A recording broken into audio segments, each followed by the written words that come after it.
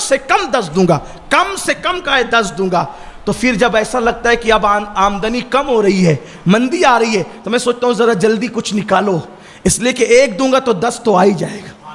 اور آتا ہے. اللہ پہ یقین کر کے دیکھو. میں لوگوں کو کہتا ہوں اللہ پہ سب سے بڑا مسئلہ مسلمانوں کا یہ ہے، کلمہ پڑھتے ہیں لیکن جس کے نام کا کلمہ پڑھتے اس پہ یقین نہیں کرتے. ایک بار میرے اللہ پہ یقین کر کے دیکھو. یقین اتنی مضبوط چیز ہے نا، وہ مردے کو زندہ کر دیتا ہے. یقین کی بات آئی ہے تو میں ایک بات کہوں، تھوڑا سا ٹائم، یقین کی بات ہے، ایک بات کہوں. ایک دن رابعہ بصری کا روزہ تھا، بڑی عظیم خاتون رابعہ بصری کا روزہ تھا. روزے سے تھی، افطار کا وقت قریب آیا. ایک روٹی کا آٹا ڈبوں کو پیٹ پاٹ کر نکالا گیا ہوگا، ایک روٹی بنی.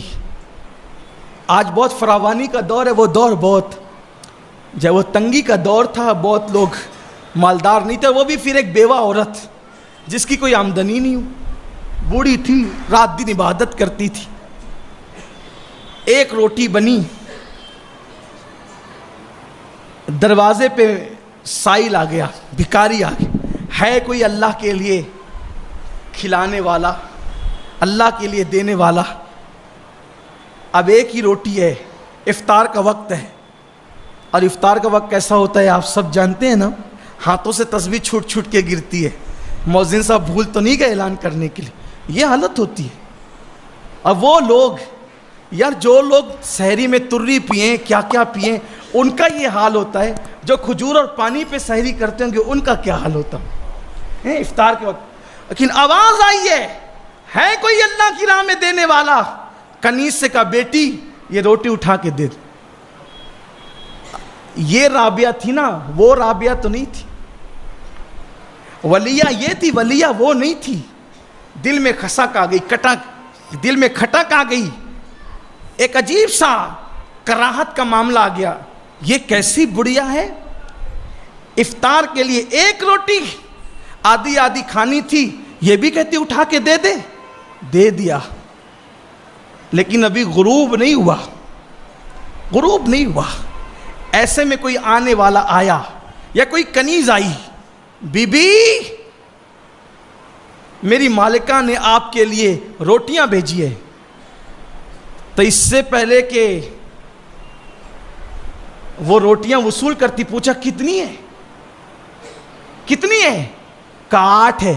لے جا میری نہیں ہے. کنیز کی کھٹک اور بڑھ گئی، یہ کیسی ہے؟ ارے 8 ملی تھی، کیا سیر ہو کے کھاتے آج؟ غروب کا وقت قریب ہے، کہتی میری نہیں ہے. ارے میری ہے یا نہیں ہے؟ بھیج دیا تو لے لیتی. یا میری نہیں ہے، لے جا کسی اور کی ہے. اس کے بعد لیکن اب بھی غروب نہیں ہوا. میں کہتا ہوں مسلمانوں کے پاس سب رہا، یقین گیا. یقین پیدا کرو، یقین. حضور شیخ الاسلام والمسلمین کا کتنا خوبصورت شعر ہے. 2 مصرے کہتے ہیں، یقین والے کہاں سے چلے کہاں پہنچے. یقین والے کہاں سے چلے کہاں پہنچے، جو اہل شک ہیں اگر میں مگر میں رہتے ہیں. اہل شک ہو گئے ہو اس لیے ڈگمگا رہی ہے کشتی. یہ مندی، وہ تیزا، یہ تحریک، وہ امکا، وہ یہ سب چل رہا ہے. اللہ پہ یقین کر کے دیکھو. رابعہ کہتی ہے لے جا میری نہیں ہے. لیکن ابھی غروب بھی نہیں ہوا تھا، پھر کوئی دوسرا آنے والا آتا ہے، بی بی میرے مالک نے روٹیاں بھیجی ہے. پھر اس سے ہی پوچھا کتنی ہے؟ کہا 10. ہاں لا یہ میری ہے، لا یہ میری ہے. کنیز نے دیکھا تو یہ منظر، توکل کا، یقین کا منظر دیکھا.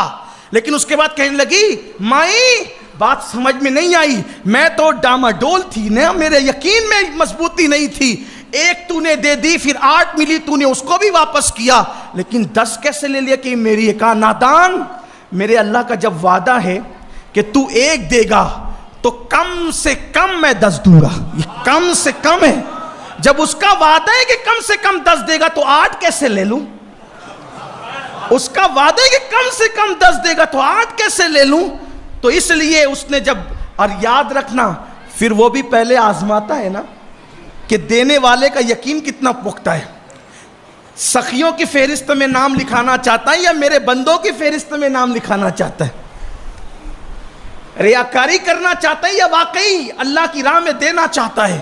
یہ ریاکاری نہیں کہ آپ اعلان کرو کہ میں نے اتنا دیا، یہ ریاکاری نہیں. ریاکاری یہ ہے اس نیت سے اعلان کرواؤ کہ لوگ مجھے دیکھ کر سخی کہیں، اس میں کچھ نہیں ملنا ہے. اگر اس نیت سے اعلان کراؤ گے کہ میرے اعلان کو سن کر میرے بازو میں بیٹھا ہوا بھی اعلان کرے گا تو آپ کا بھی ثواب ملے گا، اس کے ثواب میں کمی بغیر اس کا ثواب بھی اللہ آپ کو عطا فرمائے گا، اس کے ثواب میں کمی کیے بغیر اللہ وہ ثواب بھی آپ کو عطا فرمائے گا.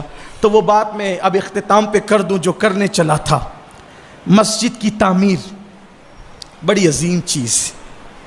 ایک بادشاہ کے دل میں خیال آیا کہ میں نے مسجد بنانی ہے، تعمیر کرنی، مسجد تعمیر کرنی. اب بادشاہ تھا، اس کو کمی کیا تھی؟ مسجد بنانے کے لیے جگہ کا انتخاب ہوا، تعمیر شروع ہوئی، لیکن اپنی طرح نہیں بنائی اس نے مسجد. جیسے ہم لوگ بناتے ہیں، ادھر مانگ ادھر مانگ، ہے نا. یہ بیچارے یہاں کے ذمہ داروں نے بھی محنت تو بڑی کی، کہیں گئے نہیں یہ، لیکن میں جب کبھی قبرستان آتا تھا میتوں میں تو دیکھتا تھا ہر میت پر کچھ لوگ کھڑے ہو کر یہی اپنے مرحومین کے نام سے. بہت مشکل کام ہے، یہ بہت مشکل کام ہے. دینے والا طبقہ اللہ کی راہ میں اپنے ہاتھ سے کسی کے آگے ہاتھ پھیلائے، آسان نہیں. اور پھر اللہ کی راہ میں مانگنے والوں کو لوگ کتنی حقیر نظر سے دیکھتے ہیں. رمضان شریف میں 11 مہینے تک سلام کرنے والے تھوڑا کٹ مار کے چلے جاتے ہیں. کیوں؟ چندے کا موسم ہے نا، ابھی مانگ نہ لیں. یہ حالت ہے لوگوں کی. لیکن میں لوگوں سے کہتا ہوں، لوگوں یہ بتاؤ، یہ جو لوگ جو مانگ رہے ہیں کیا یہ اپنے لیے مانگ رہے ہیں؟ سچ بتانا، اپنے ایمان والے دل پہ ہاتھ رکھ کے کہنا کیا اپنے لیے مانگ رہے ہیں؟ بلکہ میں تو آپ سے یہ کہتا ہوں، جو اللہ کے لیے مسجد مدرسے کے لیے آپ کے پاس مانگنے کے لیے آتے ہیں وہ آپ کے محسن ہیں، محسن کہ وہ آپ کا بوجھ وہ اپنے سر لے لیتے ہیں. آپ نے دے دیا معتمد لوگوں کو، معتبر لوگوں کو، اب زکوٰۃ آپ کی ہے، صحیح جگہ خرچہ وہ کر رہے ہیں. ورنہ اس شہر میں تو ادھر ادھر کے پتہ نہیں کتنے کتنے ہزار میل کے فاصلے سے لوگ آتے ہیں، ان کے گاؤں میں مدرسے بھی نہیں ہوتے، وہ آپ سے چندہ لے کے جاتے ہیں.